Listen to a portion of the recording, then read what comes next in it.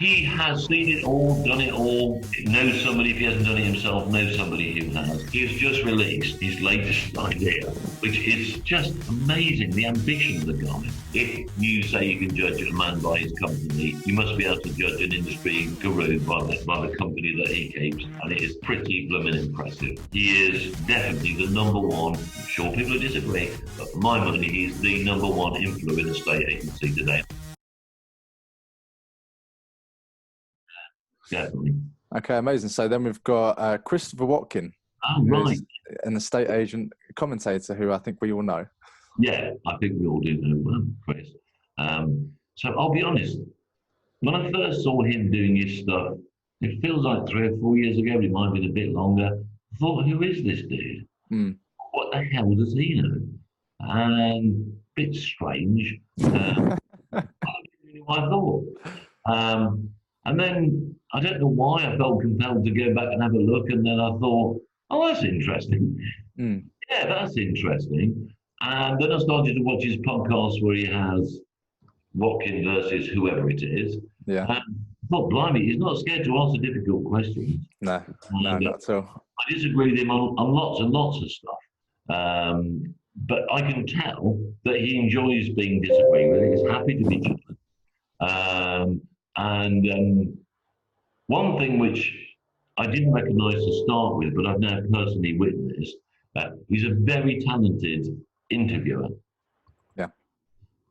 But not in the way that you're probably thinking, I mean, he's a talented interviewer when he interviews people within the industry, but we got him to interview one of our previous vendors. Right. To find out what they thought about us. It's scary.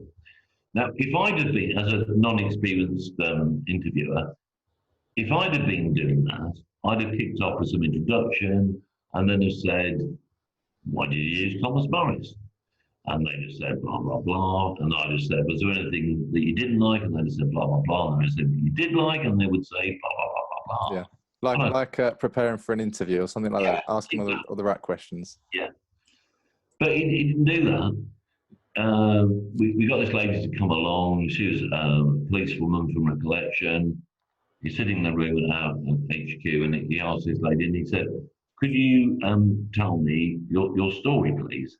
And he started off, I thought it was fascinating. He started off with asking this lady about when she got married, how many kids she'd had, when they went to when they bought their first house, what they liked about the house, who was the first agent that they had, what did they think about agents. It took him about 20 minutes to even get the bit I wanted. Like, come on, I want to tell everybody how wonderful Thomas Morris is. Yeah. And again, like a lot of these things, it's very obvious afterwards, but what he was doing there was telling a story and a narrative. Sure. Rather than just doing a simple interview. And of course, that's the hallmark of what he's encouraging us all to do. And I still fall into the trap whenever we do any video work or anything with Thomas Morris of telling everybody how amazing we are. But of course, people aren't interested. Yeah, I'm not going to say who cares, but you know, they don't want to know about your history. They want to know about their future. Yeah. So I think he's now become massively influential. Again, I've seen him speak a lot of conferences. I've seen him do workshops at Relocation Agent Network. He's done presentations at the Guild Conference. Everywhere I go, he seems to be there, wanting to give me a hug, which he probably can't do now with social distancing. Yeah. But I really, I've also been to his studio in Lincolnshire, which is got a great team working alongside him. Again, that word team working alongside him. Yeah. But he's a really, really interesting guy, very, very enthusiastic and not scared to tell people what he thinks. Yeah, I think that's one of the things that is great about his interviews. He will ask the questions that is on everyone's mind. I know that he done one with one of the Bruce brothers recently, and you know, he does ask the questions that everybody wants answered, right? Yeah, absolutely right. Okay, cool. So let's go on to the next one, which is Henry Pryor, who is a buying agent. Yeah.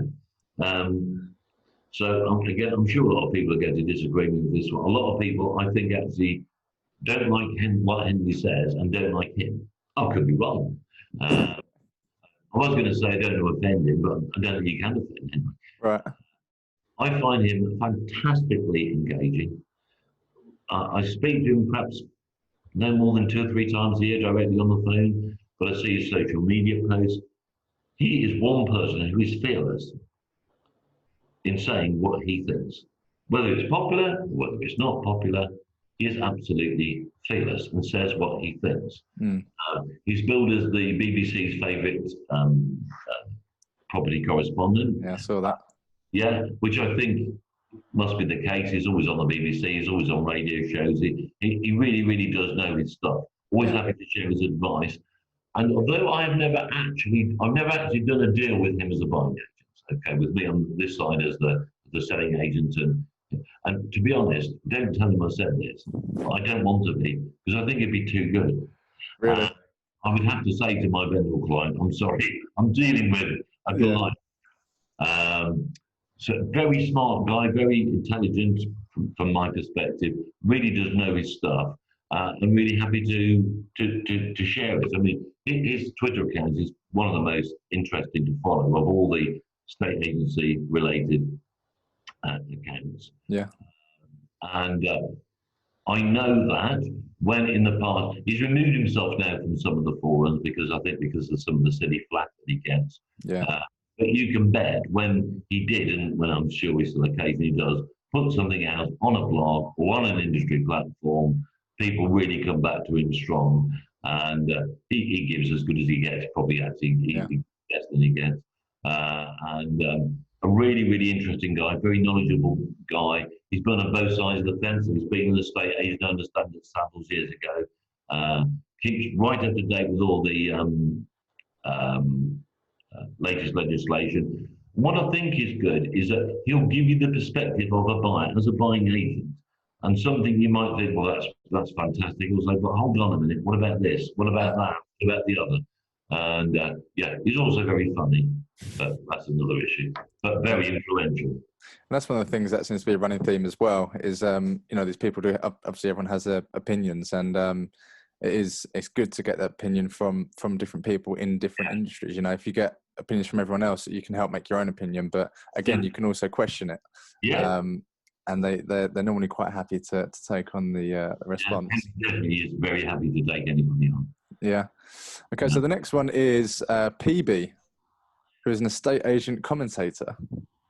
Yeah, okay. I mean, I find by an absolutely incredible coincidence, I noticed, this might not be 100% accurate, but I noticed a tweet today from Robert May that quoted PB as retiring, inverted commas, from what you might think of as public life. I don't know why that is. I don't know the story. I just thought, oh, blimey, he's on my list. And today, of all days, he's now retiring. Yeah. But I don't know whether he's trying for work, for business. I got the impression he's just going to stop posting. But I could be wrong. Now, he's definitely influential. We'll cover that in a moment. But some interesting stuff. For a long time, many years, nobody or very few people, I certainly didn't know who PB was. He posted under this name, which I thought was quite cool, actually. It's like the Banksy of a state agency. Good one, yeah, the Banksy of a state agency. And then a couple of years ago, it was confirmed what his name was, because I think he changed positions, went to a different company. I don't know the full detail.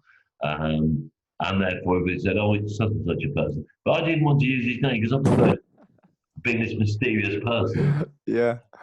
Now, to the issue of his influence, you would have to say, if you read particular publications like Property Industry Eye, he garners, over and above other people who are naturally controversial, he garners a terrific response. He's normally supportive, but to be fair to the guy, he will tell you what he thinks and why he thinks what he thinks, and he's another person that absolutely challenges. If somebody says something he can see no substance in it, he will challenge it. Yeah, yeah.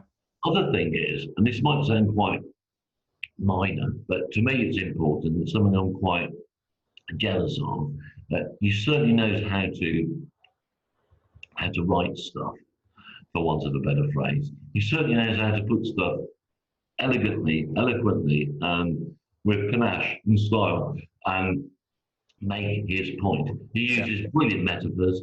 and he's really, really, really entertaining. The other thing I would say about him, he never seems to forget anything. I mean, He's got a log.